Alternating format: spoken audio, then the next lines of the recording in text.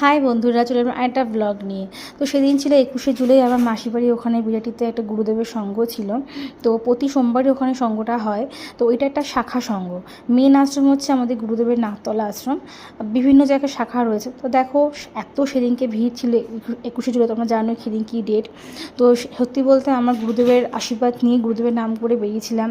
এবার মা বিধাননগর থেকে উঠলো, সেদিনকে কোনো রকম প্রবলেম হয়নি, যেহেতু গুরুদেবের স্থানে যাচ্ছি আমরা।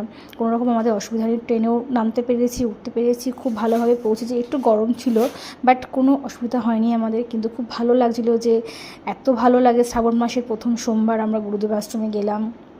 মানে এটা শাখাতে, এটা শাখা একটা, এটা আশ্রমই বলতে পারো, কিন্তু এটা শাখা। মেন আশ্রম হচ্ছে নাকতলা গড়িয়াতে। তো দেখো, তারপরে শুরু হলো।